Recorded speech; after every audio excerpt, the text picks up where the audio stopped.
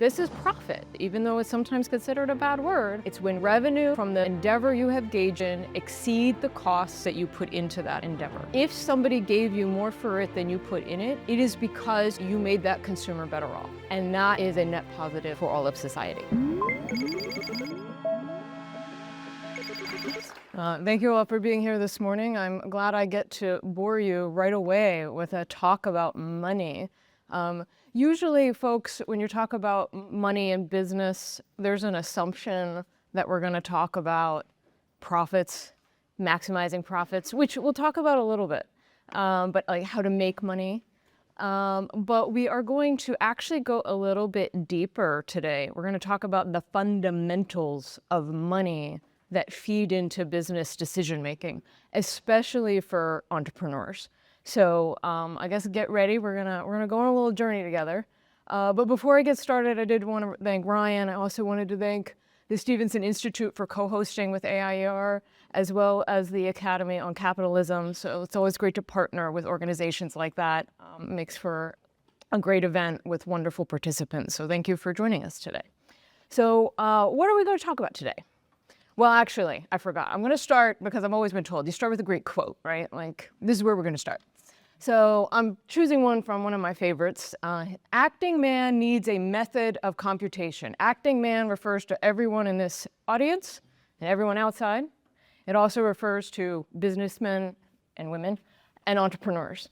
So acting man needs a method of computation, and computation requires a common denominator to which all items entered are to be referable, something in common. The common denominator in economic calculation is money. It is our common way of communicating. This, of course, is by the great Ludwig von Mises. I'm a little bit of a fangirl. In his wonderful magnum opus, I did bring an example but left it in my room, of his Human Action. Highly recommend the 800 plus pages, best read you'll ever have. It just takes a weekend, right? I'm still reading pages of it that I'm learning from. So what is this? What are we going to talk about today? We're going to talk about what money is, because it is helpful to start with some foundational understanding of money. We're then going to talk about why money matters to entrepreneurs. Why does this thing we call money help them, and how might it sometimes go wrong, which will get us into our last group of slides, where we will talk about where money does go wrong and what that does to economic calculation. Feels like one of those water coolers that you can knock over, like the podium here. So to get started, what is money? Money is, first and foremost, a generally accepted medium of exchange.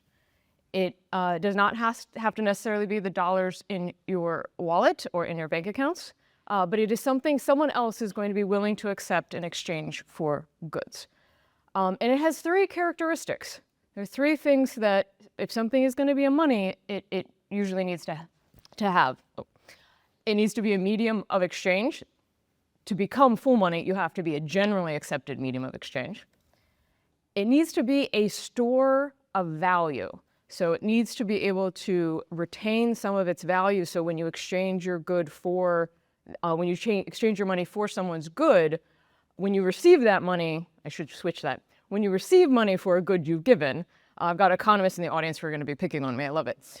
When you exchange, you want to make sure that that money is going to keep the value for which you exchanged it for, the good that you gave away. You want to make sure it retains some of that value, at least some, hopefully most, if not all. And then it is very helpful, especially for entrepreneurs, a unit of account. It is something you could put in your ledger book, and you can compare things from one to another. And we're going to talk more about that later. So how did money originate? There are lots of economists that have theorized about this, but the one that I find most compelling, and the one that some anthropological evidence does suggest and support, is that money originated from commodities. We started trading commodities, in particular in a barter economy. We had goods that we wanted to exchange, and other people had goods they wanted to exchange. And so one of the great things is that barter I think you talked a little bit about some of that gains from trade yesterday. And so it's great when we trade because everyone's made better off. But in a barter economy, you have this problem of what's called the double coincidence of wants, where if I have my iPhone, but I would like your laptop, but you only want this gentleman's bottle of water, and he doesn't want my iPhone either, I have to find a way of making multiple trades in order to get something that the lady over here is willing to trade her laptop for. But all I have is my iPhone. Hopefully that would be relatively an even swap. It's not the latest model, but it is a little damaged. But because we can't directly exchange, it is an indirect, somewhat cumbersome process. And so what ended up happening is that an indirect exchange with commodities eventually led to there being one commodity or several commodities that were really helpful in facilitating exchange. For example, we'll talk about this in a little bit. It was some things that have become money in history are things like salt. And salt was great because you could exchange it for any of your goods, and then you get salt, and someone else would be willing to take that salt because they could then trade it on for other goods. And so when you have a medium of exchange, it facilitates indirect exchange. I don't have to have the bottle of water that the lady with the laptop wants.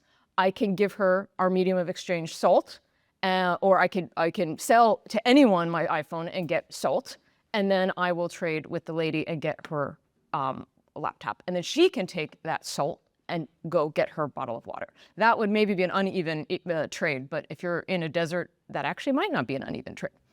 And so money emerged as a commodity on the marketplace to facilitate indirect exchange. It was a convenience that we as individuals acting in the marketplace developed, and it essentially changed the course of human history. Some things that have served as money, in addition to salt, probably should have started with salt here, but cowrie shells, especially in ancient Mediterranean cultures. This is one of those things about money. It was recognizable, relatively stable store of value. It also has properties of a good money. It was divisible and it was portable.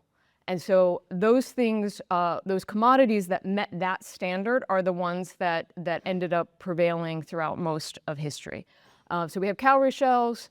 These are slabs of salt. A lot of people think that the trading of salt would have been like little granules. That would not necessarily be easy to port, but having these slabs of salt were a helpful way of transporting your money across any distances to various markets.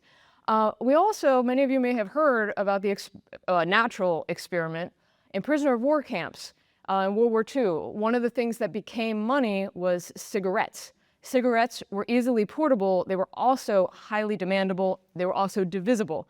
Most of them ended up getting consumed at the end of the day, so a stable store of value, maybe not so much. But they had both a consumer value but also a monetary value in these prisoner of war camps. So humans will use anything that serves that purpose of facilitating exchange. And so I find it just a fascinating anthropological component to see what people have chosen as money. But what two goods do you guys think became the best money? Anyone want to hazard a guess?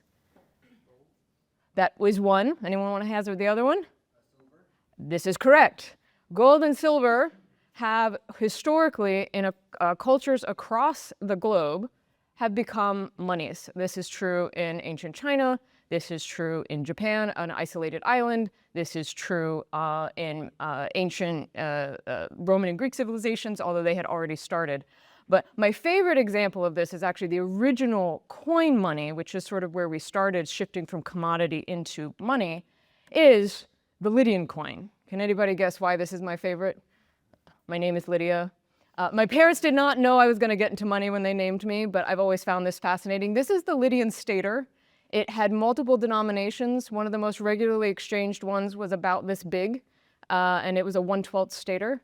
These were found in what is present-day Turkey, and this is the original coin money in European cultures. We have new evidence that they're around a similar time in Asia. They were developing the same technology. So it's fascinating how the best technologies emerge spontaneously when humans act. That's money. So now I want to talk a little, oh, was that a question? From what? Asia Minor, so Turkey. It originated in the Turkey, what is now modern day Turkey. It was around, the heyday was around 500, 400 BC, and they were a mecca of commerce. And so it's fascinating. You saw that you had naturally, this is actually a combination of gold and silver known as electrum. It was naturally found in the rivers there. And so gold, you would say gold and silver combined are the best money because actually gold is kind of, it's a little bit soft and it needs a hardening agent. So nature actually provided the best form by making an amalgam, this electrum that they found. And they would weigh it, measure it, divide it into easily recognizable units of account. And it helped advance the prosperity of the region. So hopefully that answers your question. So what is sound money? We hear this term a lot, and it's like sound versus unsound. And this is going to matter later on. This is why I got this slide bookmarked. So I'm not going to go into too much detail here, but I want you guys to keep in the back of your head that sound money is something that becomes sound because it is governed by market forces. When the market forces, supply and demand, are competing for something, it ends up providing helpful information. In general, what happens is that supply of money, when it is determined by market forces, it will not ever increase the amount of money in circulation beyond the amount of goods and services we're producing. So it will help facilitate trade, but it's not going to change the way that we calculate the various differences of the things we're trading. We're going to talk a little bit more about that later. So keep a bookmark on this tab. We'll come back to that, so I don't need to mention that point yet. And then as a corollary, what is unsound money? This is usually money whose value is subject to some kind of outside interference when it isn't the market in that supply and demand narrative determining how much we're producing. And this is typically seen, almost exclusively seen, especially among governments. Governments will decide they want to have a little bit of, take a little off the top on money, and they get involved, and they end up increasing the supply of money greater than the amount of goods and services that we are supplying in the economy. And this will have negative consequences down the road. But before, this is bookmarked, we'll come back to this. So let's get into now why does money matter to entrepreneurs? And this is one of those things that I think gets overlooked very often. As I was mentioning at the beginning of our talk, a lot of folks, of course, focus on trying to maximize profits, going into a venture, making sure they can earn money. But there's something fundamental about this medium of exchange that is absolutely crucial to entrepreneurship and growth, because entrepreneurship is essential to growth. You can read Mises's Human Action. I love his talk about entrepreneurs and how important they are. So money and entrepreneurs. It is true, entrepreneurs, they are profit seekers and profit maximizers. And this is not a bad thing. I know a lot of days we talk about capitalism and profits, and it's like, oh, you're just greedy and you want to extract as much money as you can from the marketplace. But that's not what's happening in a profit maximizing environment. In a profit maximizing environment, it is true that you are serving society. You cannot maximize profits if you have not served a need and provided value to your fellow man. That is where profits come from. But in order to facilitate that profit maximizing, we have to facilitate that indirect exchange. And in a world of indirect exchange, it's consumers spend money on the things they value. It's the common denominator. It is the thing across all things we use money. We will still use other things, but the majority of every transaction, half of it is money. And entrepreneurs, they will only profit when they have accurately planned to create those things that society values. And money helps them do that. And then entrepreneurs, they will face losses when they have inaccurately estimated what society values. And so this is a core component of a modern economic system, an economic system that provides for the greatest welfare for our participants in society, comes from entrepreneurs engaging in profit maximizing operations, and they absolutely need money to help them do this. And so why do they need money? So, and how does an entrepreneur know how to maximize profits? How do they know how to serve a consumer? And this is where prices and economic calculation come in. And without money, you cannot have prices. You also cannot have economic calculation, which is fundamental for the entrepreneur to figure out what to provide for society and what not to. So money prices, and you could just say prices, this is kind of a tautology, but just to clarify, money prices. Prices usually mean money, but we're going to say money prices. Without money, there are no prices. And as I was mentioning, prices are absolutely essential to the entrepreneur. They're also essential to the consumer. Money prices are 1/2 of every transaction. Money prices have 4 properties. They communicate, they motivate, they allocate, and they coordinate. So I have to thank my husband. He's like, you need an alliteration. Make sure you're like making this all sound all nice and cool. And we're going to talk about each one of those in turn. What money prices do to help us communicate, that help motivate us to ends that serve society, help us allocate the scarce resources that we have. That's a fundamental I haven't mentioned yet. I don't know if you guys know this, probably have heard in this seminar, hopefully. Resources are scarce, and deciding what to do with them is really important. It's also really, really hard. And this is what entrepreneurs help us work with, and as do consumers. And economic exchange helps us allocate these scarce resources. So we'll talk more about allocation. And then we'll also talk about coordination, how the prices allow us to coordinate between all of the various individuals in society. So prices communicate. Prices are signals. And they reflect the relative scarcity or the relative abundance of goods and services that we're producing. The price, a high price will help signal, I should say a higher price, but that made my slide too crowded. But high prices or higher prices from where they were before, it signals that there are two things that could be happening. There's either more demand for that item, more people want it, so you're willing to bid up the price of that good. When the latest iPhone comes out, well, they kind of have a sticker price, but it's higher than the older iPhones because they're meeting that new demand. Oil and gas is a great market to be talking about that. When demand increases, especially in the summertime, unless there's other stuff going on, the prices tend to rise. A lot of that's been changed a little bit with our strategic oil reserve and changes in OPEC's production. But that gets to my other point about limited supply. If there's limited supply, the prices will go up because there's only so much we can allocate. We saw this happen during COVID. We needed more hand sanitizer. We needed more face masks.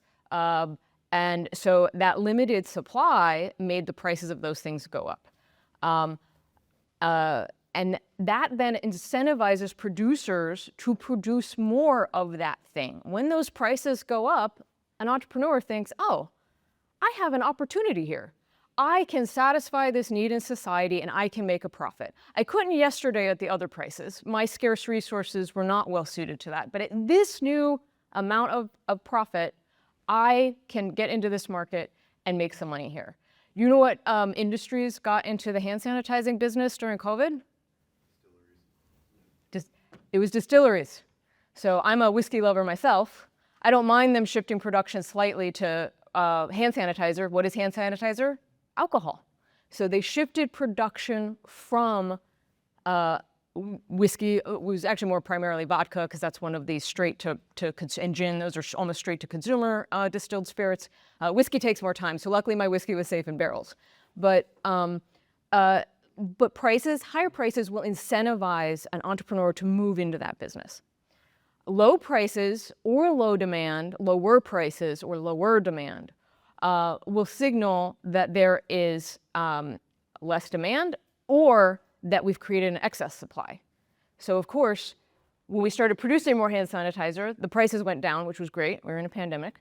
But as the price went down, some of the people who got into it, we needed less hand sanitizer, people moved back out of that market.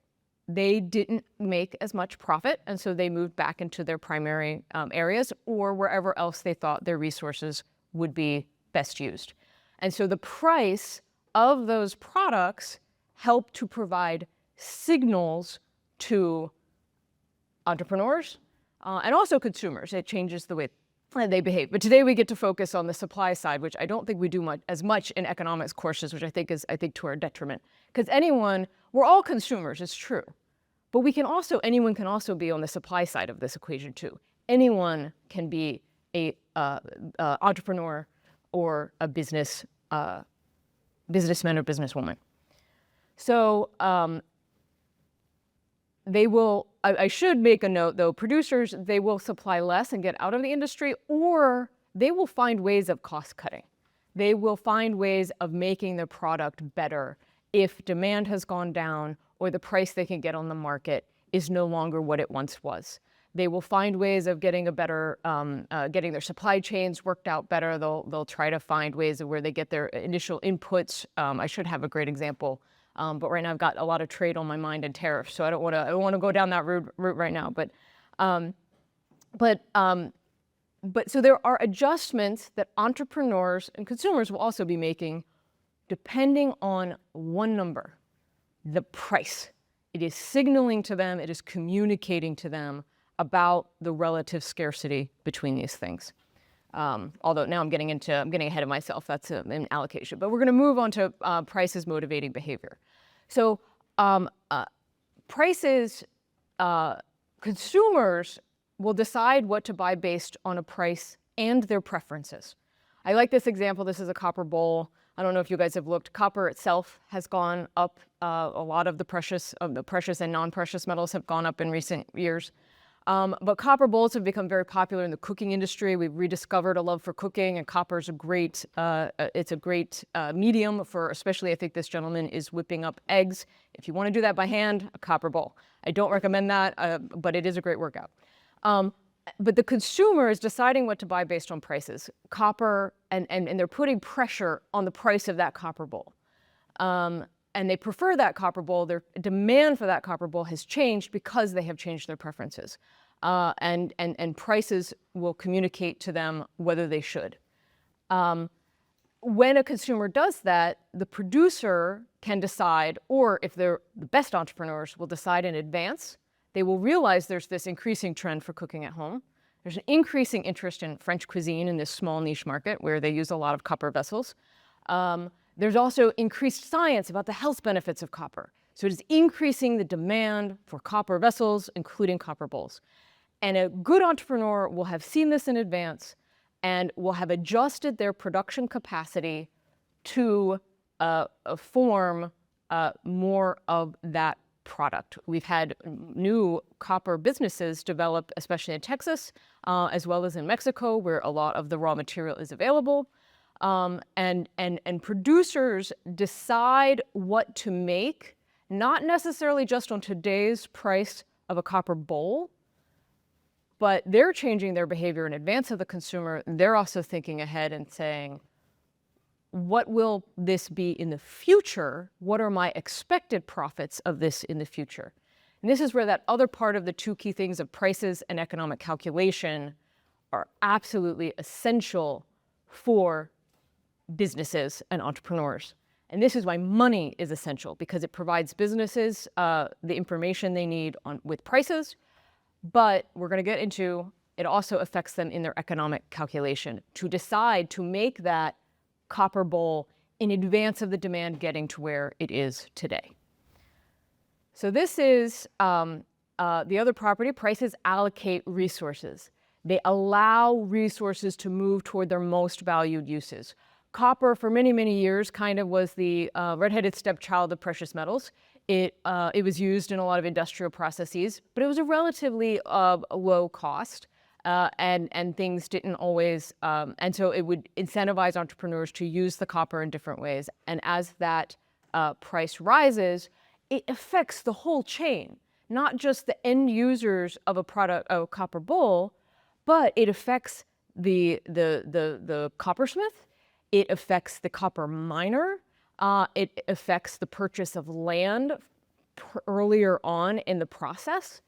And the price mechanism is the thing helping the entrepreneur decide where to invest in each of those stages of production. Because the price conveys whether or not all of these other aspects of what to do with resources. And so, for example, in this example, actually, we have a lithium mine here. If the price of lithium rises due to demand for batteries, our cell phones are using lithium batteries, a lot of electronic vehicles are using lithium. The demand for lithium 20 years ago was way, way lower. I should have actually pulled those statistics up. But because we have developed this new demand by entrepreneurs creating products that use lithium for batteries primarily, it has increased the demand for mining lithium. And so land where lithium can be mined, we have some in the Western Carolinas and the Appalachian region, that land has gotten a lot more valuable. And investors and entrepreneurs decide to invest in that area. And so this is how prices allocate resources. They help the entrepreneur know where in the supply chain they can invest with an eye towards the future about where consumers will have demand. Prices also coordinate behavior, and they coordinate behavior naturally. Each consumer or producer makes decisions based on their preferences and the prices that they face. The decision is decentralized. It is not the spoke of a wheel. It is something with just each one of us responding to the prices on the market allows us to coordinate how much copper or lithium we're going to produce in order to create our electric vehicles and our cell phones and laptops, which probably everyone in this room has a cell phone or a laptop. Not everybody has an electric vehicle. In Florida, very dangerous to have an electric vehicle. I think they're really cool, but when it's hurricane season, lithium batteries and water do not mix. That's your public service announcement for the day. But there is no one person or central authority needed to coordinate that behavior on what producers produce or what consumers consume. And the irony behind this is that they actually can't. If you try to centrally plan that whole process, it does not lead to good outcomes. And we have a host of examples from history. I'm going to pick on one using two illustrations, and this one might be obvious, but I just find it so real world that I love to talk about it. These are two photos taken about 30 years apart, if I can do my simple math, 1959 and 1989. These are leaders in the Soviet Union at two different times in the United Socialist Soviet Republic. And in 1959, it was Nikita Khrushchev, and he visits a grocery store, Quality Foods in San Francisco, when he comes to visit. He was actually one of the premiers that a lot of folks kind of forget, that he had some inkling that he maybe wanted to open up a little bit, or at least engage in relations with the West.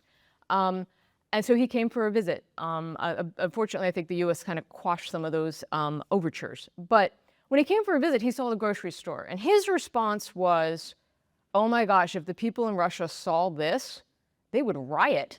We would have a revolution. And they had a revolution, right? Towards a socialist or more communist system where they had politburos that literally reams of paperwork and advanced degrees and really smart PhDs in rooms trying to determine how much of clothing to produce, how much of certain food stores to produce, how much energy or how much industry to produce. But his takeaway was, we can't bring this to Russia. It would cause a problem.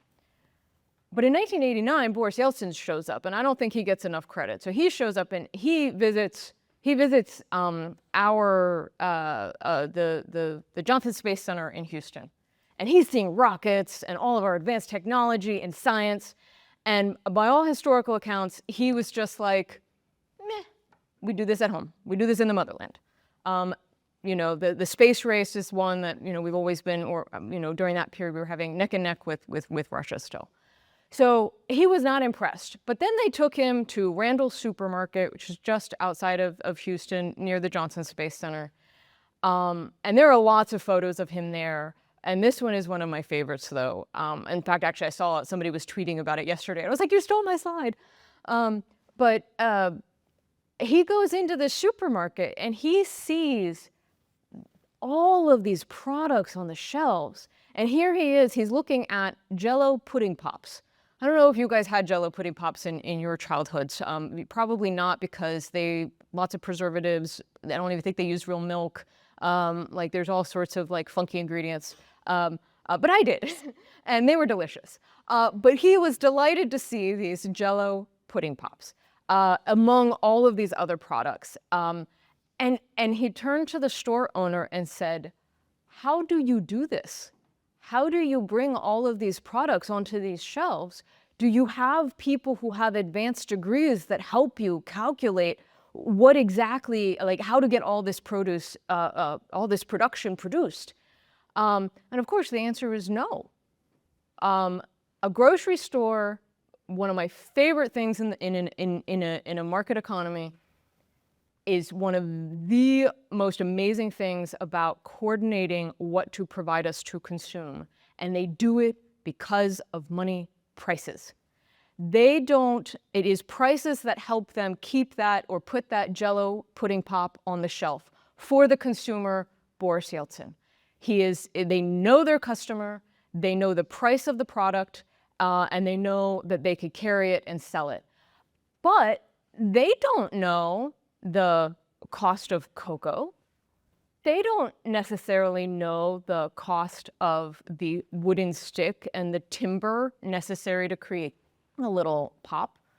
They don't know the cost of the ink on the packaging material. But they do know their wholesale cost for a batch of, a pallet of popsicles and the transportation cost to get it to the store. And how do they know that? A money price. And it coordinates all of that information about the value of that product and producing it, and the value they will generate from it by selling it and making the consumer happier, and generating not just material wealth, but also, hopefully you guys learned in your Gains from Trade talk, you actually made that person happier. I would be happy to have a fudge pop, a Jell-O pudding pop. I'm actually currently on a chocolate ice cream kick. I've tried all the brands in my grocery store, and I love having the variety. But my grocery store knows to provide all of those things because of a price signal. It has the organic version. It has the one with the non-milk version. It has all of these different varieties because they're engaging in entrepreneurial thinking, and they are using prices to help them decide what products to provide. And they're able to do that because of a money price. So I don't want to underestimate it. I will say that to me, this story has a bit of a sad ending, Boris Yeltsin's story. He was not, of course, well received by his folks and fell out of grace, but we did then have the fall of the Soviet Union. But in his memoirs, Against the Grain, an autobiography, he had this to say about his trip to that grocery store outside of Houston. And he said, "When I saw those shelves crammed with hundreds, thousands of cans, cartons, and goods of every possible sort, for the first time I felt, quite frankly, sick with despair for the Soviet people.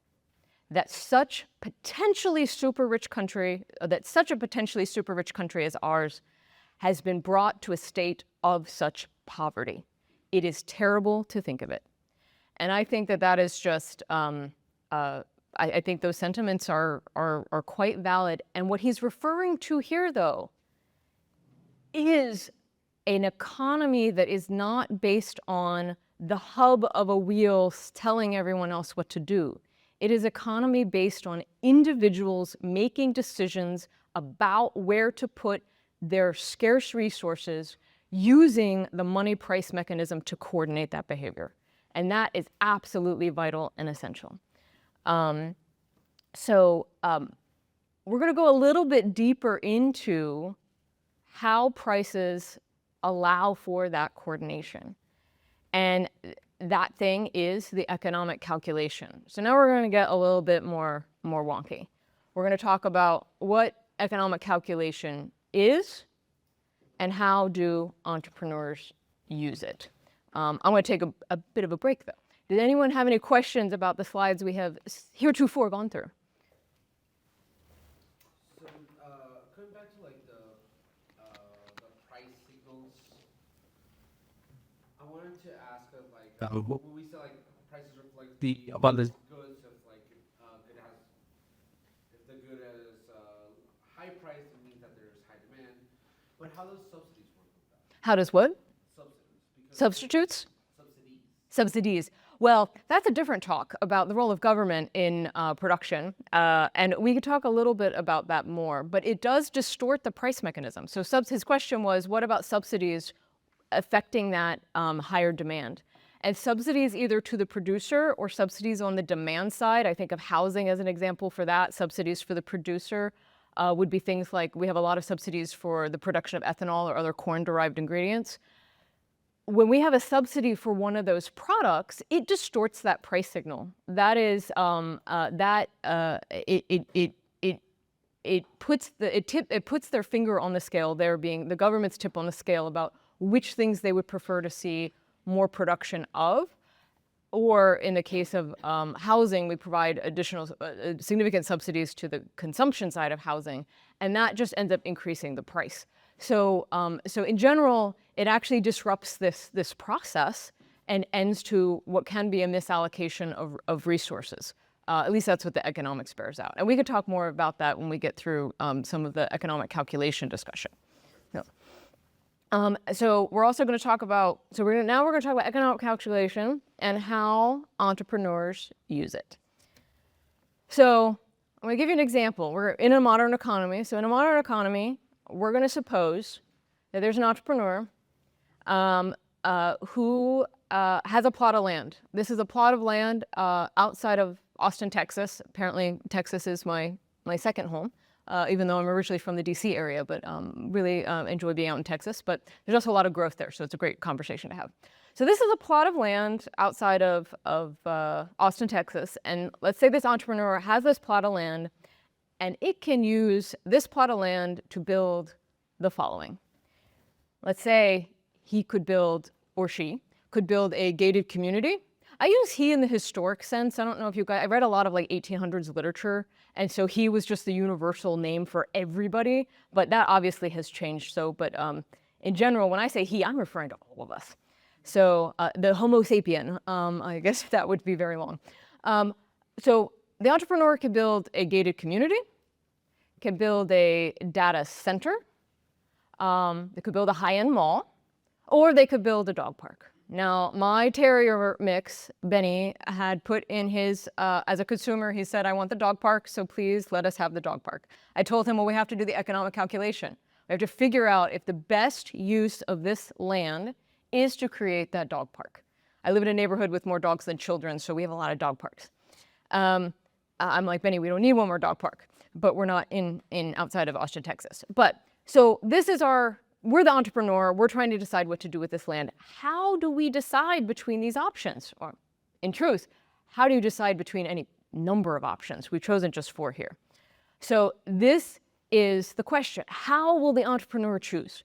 How can they choose? And this is where money prices matter, and you use money prices to engage in economic calculation. This is the role of money in business in my mind. It's one of the fundamental roles of money in business. It enables economic calculation because we have that common denominator of all of the goods that might be used in a process. And so, the entrepreneur will rely on economic calculation.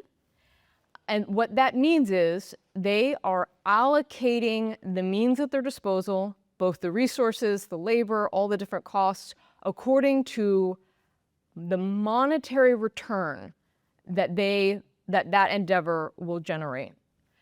So they're thinking about all of the components, like the Jello pop. They're thinking, the entrepreneur is thinking, I have a basic resource, this land. How do I allocate it?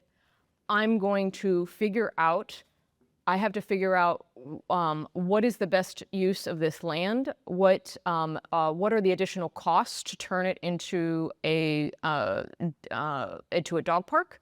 I've got to get AstroTurf. I've got to get well, that one's out. You got to get like the stamper because you got to harden the ground underneath. You got to get fencing. You got to get all these different things. And the entrepreneur, if any of you have taken a business class, you'll go in and you'll try to calculate all the various costs, but you're able to do that because of prices. So I think we take the little digits in our Excel sheets totally for granted when we add the little currency symbol in front of it. That is a powerful, powerful thing that is helping every business person, every entrepreneur to make a decision about what to do with something. And so economic calculation, it requires monetary calculation. You have to compute these costs of production. And then you compute what is the expected revenue earned. And then what is the resultant return? I should say return, not rate of return, but what do they expect to earn once they've invested all of those resources to put in all those things for the dog park? How much money do they think they would get in return? And money prices help them do all of those calculations. And it helps them, because remember, the money price is conveying to them how much consumers and society value that use of that resource. But he has to, as an entrepreneur, you have to make an educated guess about the future conditions of the thing you're bringing online. And that is where prices help to make that economic calculation much easier and in fact, even possible. One story back on the Soviet Union, there has been some excellent research done around the early 90s, right as things were sort of collapsing there, that showed the very hard line command and control type of communist economy they had developed, in fact, was able to continue, especially for the latter, like basically from at least the 70s through the 80s, was able to continue even until then because they had market prices they could look to in the United States. They would have things like, way before you guys' time, the Sears Roebuck catalog that they would use, and it had all these different goods. I mean, you used to be able, way back in the day, you could buy a house from the Sears Roebuck catalog. Some of them actually were produced here in Chicago, some of the greatest catalogs. The Woolworths catalog, I don't know if you guys have done the architecture tour here, really great origins of industry and entrepreneurship, using money prices to make the world a better place. And so the Soviet Union would use these catalogs to help them figure out what should these things cost to figure out what they could produce. So they were actually still relying on this market mechanism that they had dampened so significantly by looking outside of their own borders. That is how powerful important prices are. And so this monetary calculation allows that entrepreneur to make this decision between, I've got scarce resources, which of these things should I do, which of them should I do first, and so on. And this is profit. It's when revenues from the endeavor you have engaged in exceed the costs that you put into that endeavor. And that difference, even though it's sometimes considered a bad word, that difference is you providing, as an entrepreneur, you have provided that value to society.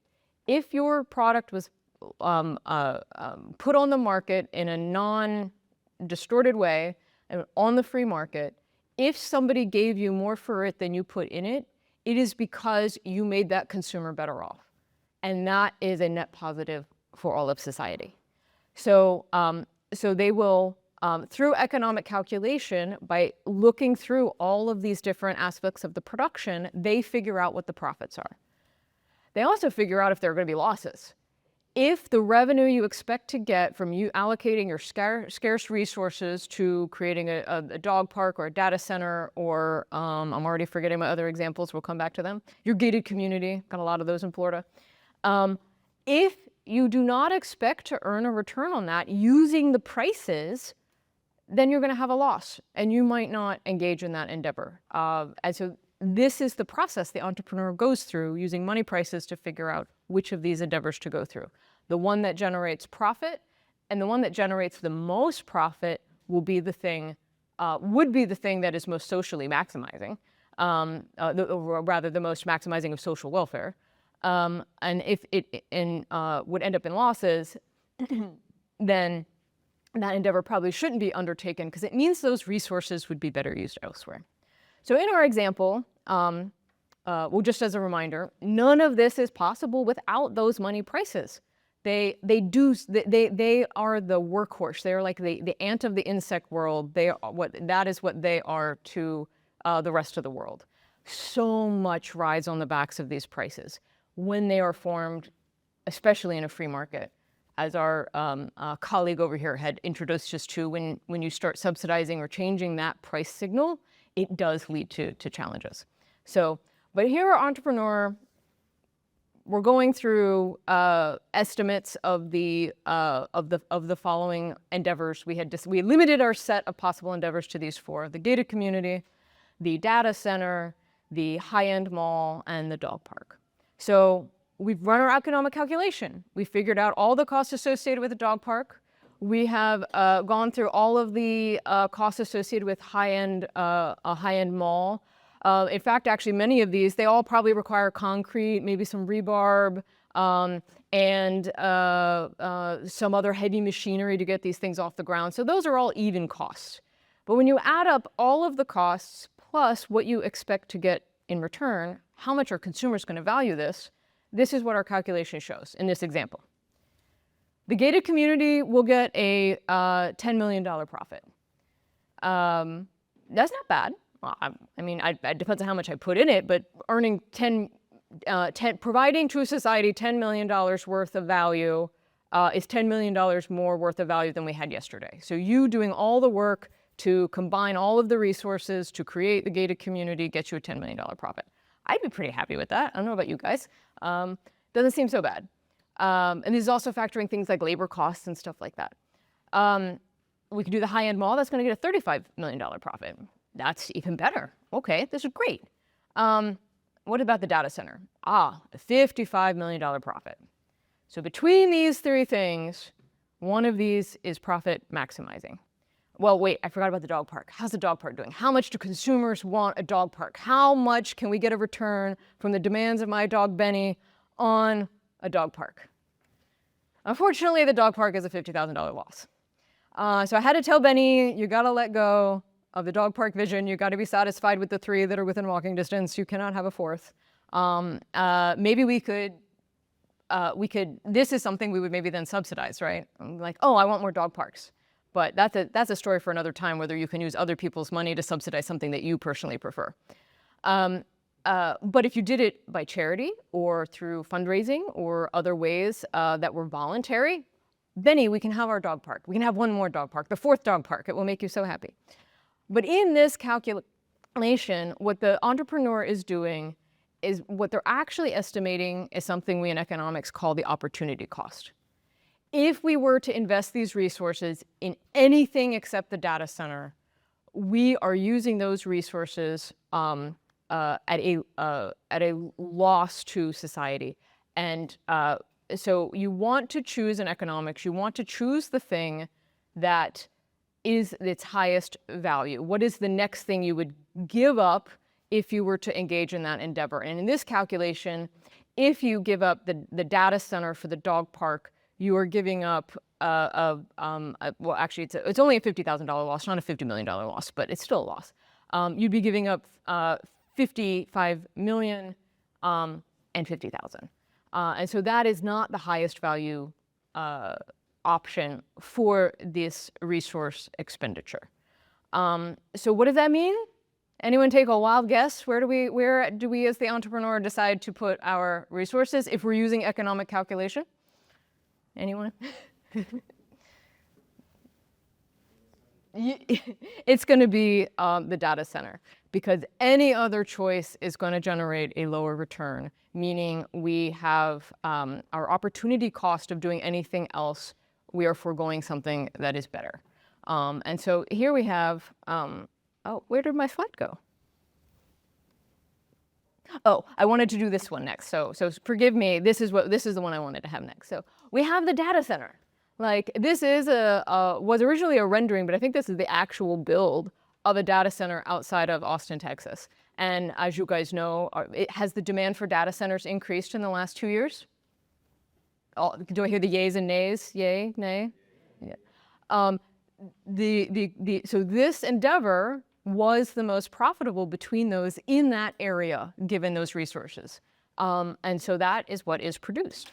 So we're going to go back here real quick, and we're just going to go through a little bit about why these monetary returns matter. So again, just to reiterate, on the free market, returns reflect how much consumers value a good or service.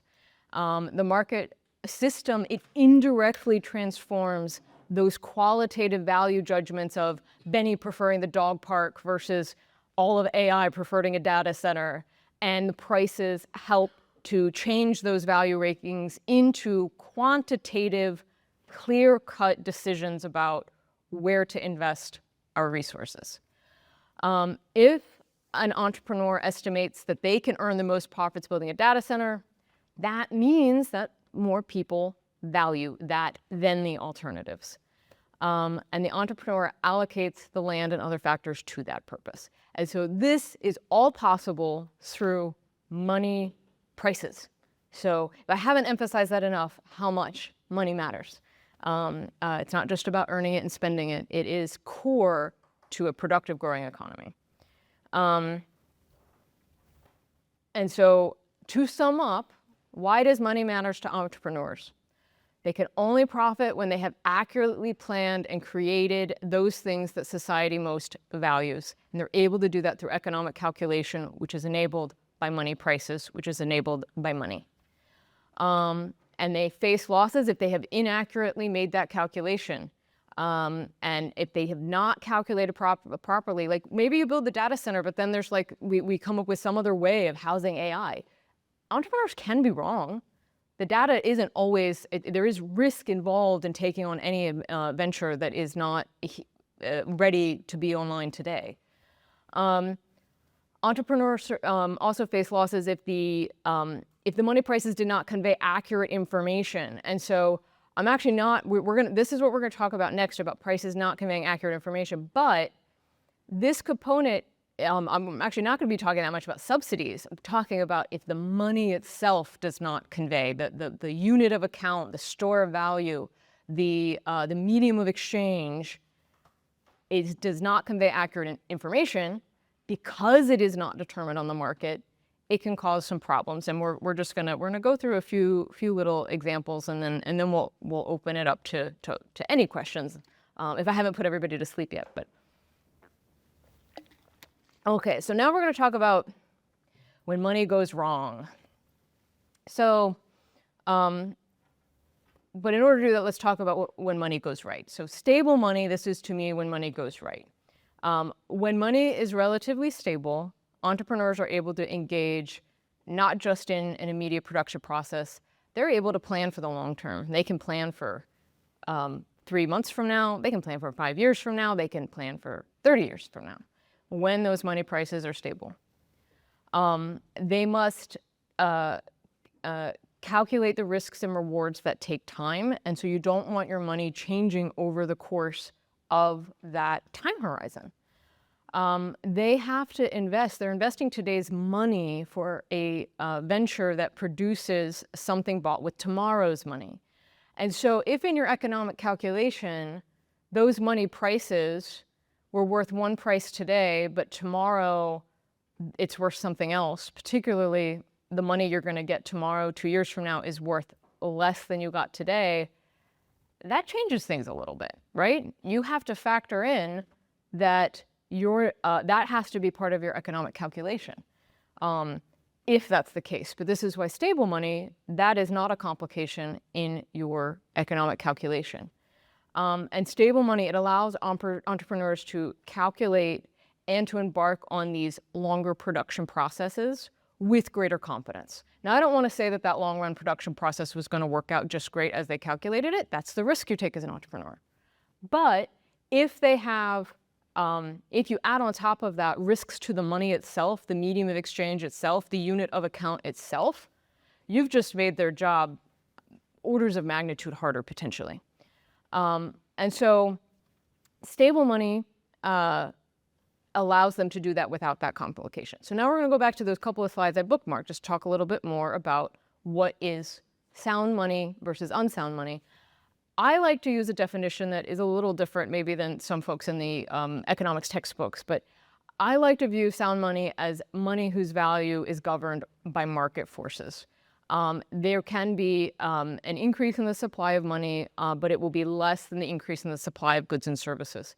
And we have a lot of historical evidence that shows that this is in fact how a lot of stable monies have been, that the supply, whether it was gold and silver or, and especially in the late 1800s, we had gold and silver as what's called base money. Try not to get too confusing here. But our banking system actually issued paper notes on top of that, but it was able to adjust the supply of it based on market forces, where the government didn't get involved. And again, if it's determined on the market, it's going to lower prices and increase the money's purchasing power, usually when what's known as a growth deflation, in a good way. If these things are determined on the market, and this is why it goes back to those individual actors making decisions about how much of something to produce, the same is true of money. You want to produce the amount that the market is demanding, no more, no less. Otherwise, you get dislocations in the process, because not having enough money in the economy based on demand can make economic decisions poor, as well as having too much. We've had more experience with the too much part. We had a very brief part of, well, we like to say we had too little money in times like the Great Depression. There's some good arguments for that in terms of the monetary system. But again, the government meddling that we should all be aware of. And so that is what unsound money is, I view. It's money whose value is subject to outside interference. It is something that is not, you're not supplying it like any other commodity in the marketplace. You start to supply it based on any other consideration. And this is true in the US currently, right? We have a central bank, the Federal Reserve, and they do their best. I don't know how many people might be Fed watchers in here, but they do their best every month to get good information to figure out what is the demand for money in the overall economy. And they're kind of trying to recreate, like, how much of this stuff should we produce? Do we have a growing population? Do we have growth prospects? And they're trying to recreate what happened when money first came on the market to satisfy the needs of the use of money as a commodity, as a medium of exchange. It's a very difficult task. I do not envy all of the voting members each time that they have to figure out how much of this stuff do we produce. But what tends to happen when money isn't produced on the marketplace, though, we tend to see, at least in history, that the supply of money tends to increase beyond what the demand for money is in the marketplace. And so if you have more money that's produced, whether it's notes in your wallet, more digits in a bank account, but there was no additional increase in production of goods and services, you then have more money chasing the same number of goods and services. What do you think happens? Prices go up. This is what we call, well, some of us call inflation. There are multiple definitions of inflation, but one of them is that prices go up. General prices go up. And this is caused if you increase the number of monetary units chasing the same number of goods and services. This can lead to money sort of losing some of its meaning and its value. Now, the US dollar has actually been relatively stable even since we've had the central bank. So we've had, but it has steadily declined. We have produced more dollars as time has gone on, the longer we have had a central bank, than we had previously. And arguably, it has outstripped any other growth in matching an increase in the amount of goods and services we produced. It's also stripped out the ability to have that good deflation, where if you kind of have a stable amount of money chasing a growing stock of goods, that means all those goods get a little bit cheaper. This happened in the late 1800s when we were on really more or less on an actual classical gold standard is what we call it. But since we've had a central bank, that the amount of money has continued to go up, and we haven't gotten to see that good deflation. And more or less, if you average it all out, we've seen, relative increase in inflation. And this entrepreneurs and businesses can plan for. I think most of you know, like the Federal Reserve has a 2% inflation target. Sometimes it hits it, sometimes it misses it by a wide margin. But a lot of businesses can plan for that. They can factor that in. But sometimes it's not so stable, and we're going to and that affects the economic calculation, and the changes to your medium of exchange in that way, of the unsound way, they make economic calculation hard, or at least harder. And so here's a little graph just of that steady decline, some precipitous decline in the value of the dollar. It might be a little difficult to see, but I love this chart, and it's I think developed by Visual Capitalist, but it's going through all of the. It starts with the I can't even see this, in the 1920s, so we had our central bank. And this is the purchasing power of the dollar. That means each dollar is able to purchase fewer goods, which means we have increased the supply of our monetary medium, our medium of exchange, beyond the production in the goods that we have created. And so entrepreneurs have been able to plan for some of this, especially that last few decades, in especially what we call the Great Moderation in the 1990s and early 2000s. But what's not as visible on this purchasing power component is we have had the Fed make some severe mistakes in calculating how much money the economy needed. They were engaged in more central planning calculation versus economic calculation of how much money to produce. So COVID, I think, is one of the best examples. You had this massive increase in the stock of money. The Fed's balance sheet ballooned to almost $9 trillion. For comparison, in the 90s, the Fed's balance sheet, which is how they're able to create the money, that's a talk for a separate day, but it was roughly just under $1 trillion. They had roughly $1 trillion in assets that they would hold, which meant that they had increased the supply of money by roughly about that much. But we thought it was huge in 2008, my crisis coming of age story. But then when COVID hit, that crisis coming of age story is huge when it comes to the amount of monetary expansion.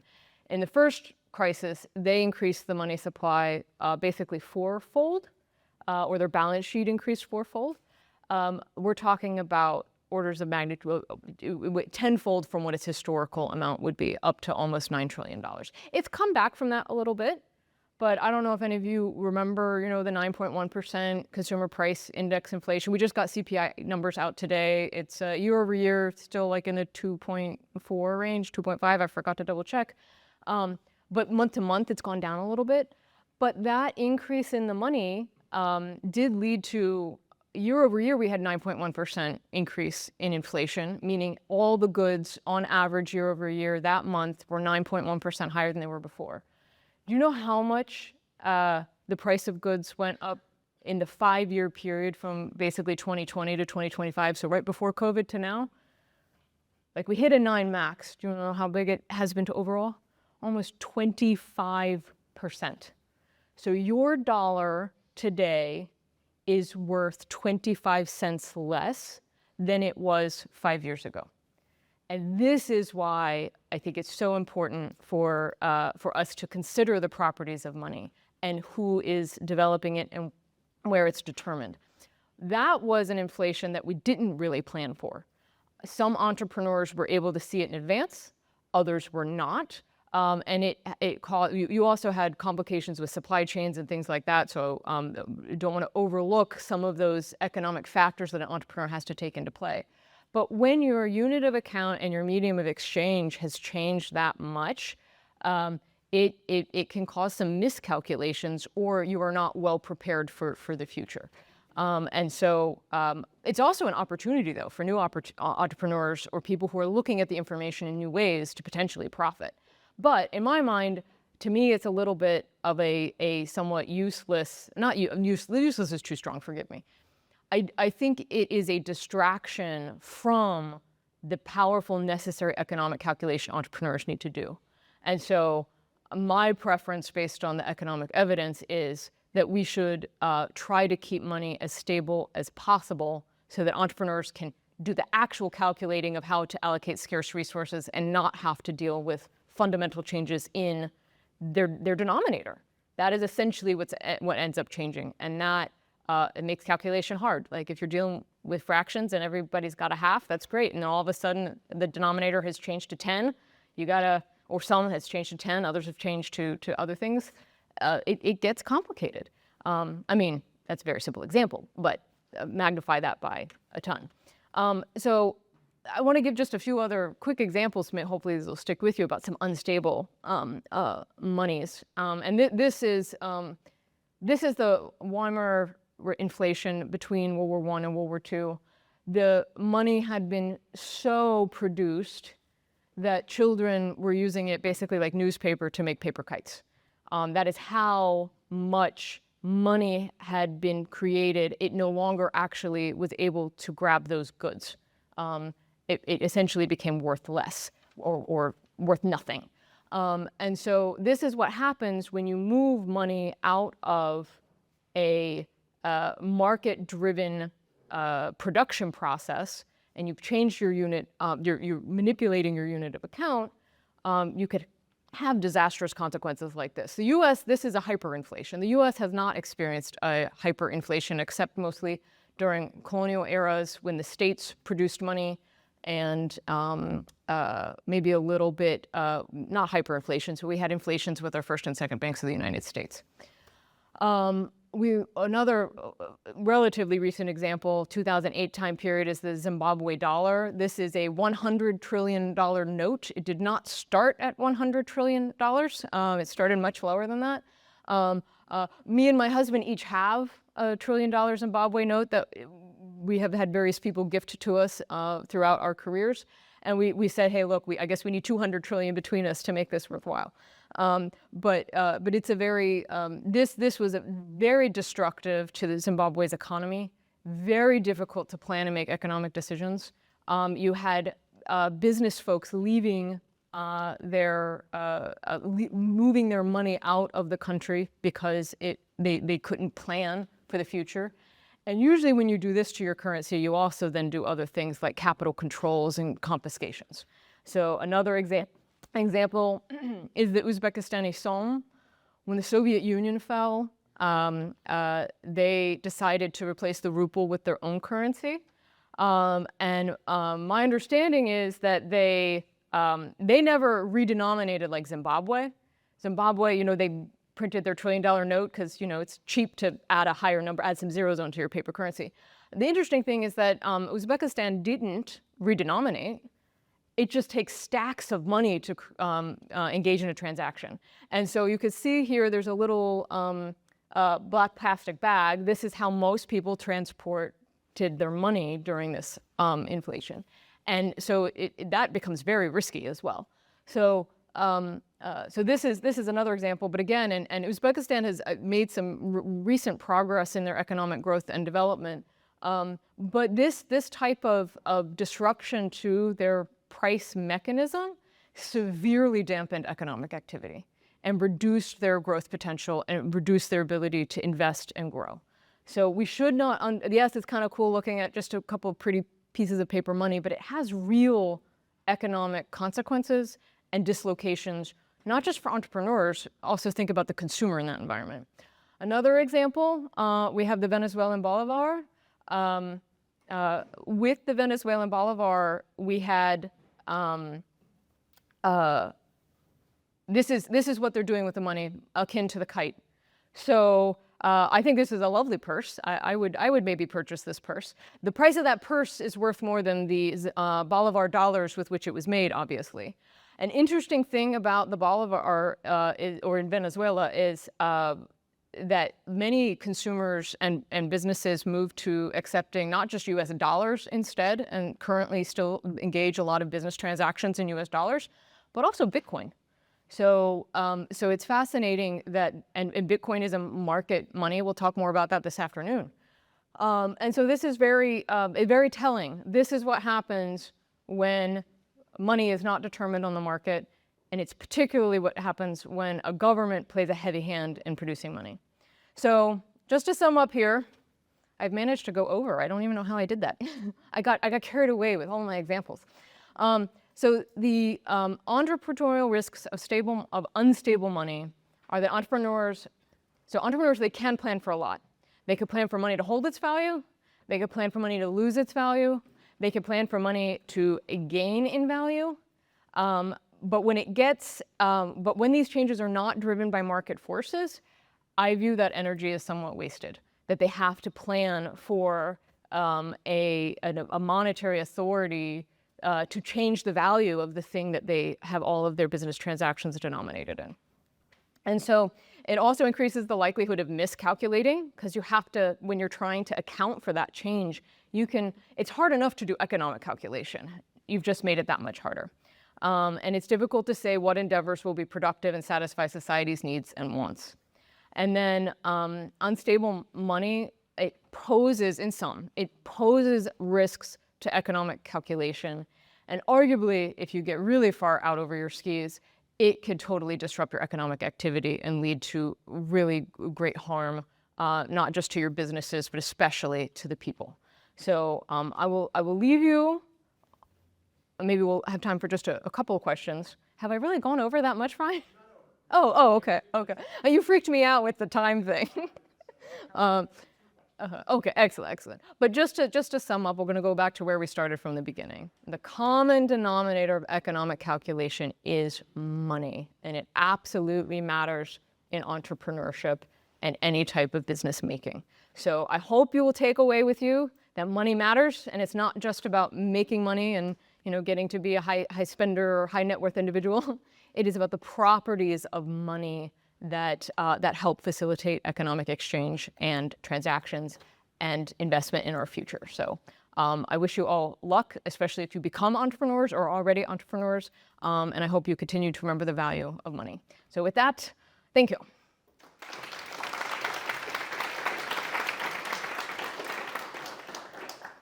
And I think we have time for just a couple of questions. Gentleman way in the back. And shout, because I'm actually very hard of hearing. I need a hearing aid, I think. Would you argue that fiscal independence of the monetary authority, is that a prerequisite for the price mechanism? Because otherwise it's not going to function as it's supposed to? That is essentially key. If your fiscal, so his question is well, does the fiscal authority and monetary policy monetary authority need to be separate? And the literature does say that in general, you do not want your fiscal authority having direct means of controlling the amount of money. It's very easy to just increase the number of dollars you're printing in order to cover your extra spending if you're a legislator. I will say, though, in the US at least, technically our Constitution says that Congress is ultimately responsible for monetary policy. They have delegated that to the Fed. But in general, it is good to keep them separate in terms of you don't want the person spending being the one who's also issuing the credit card, is maybe a way of looking at that in terms of the stability. Mm-hmm.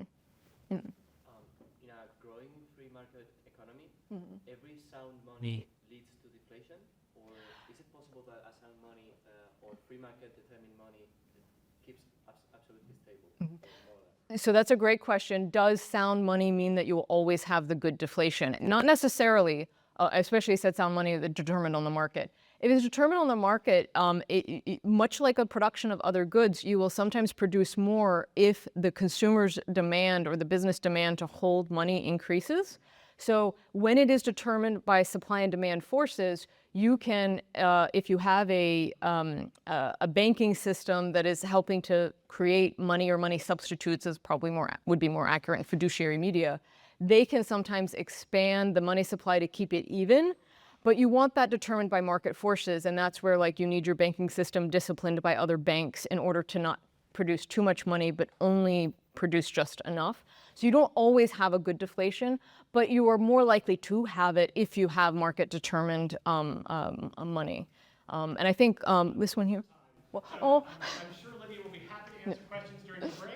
We do have 15 minutes before our next lecture, so please be back in here at 11 o'clock. Thank you once again, Lydia. Thank you, Ryan. Thank you all.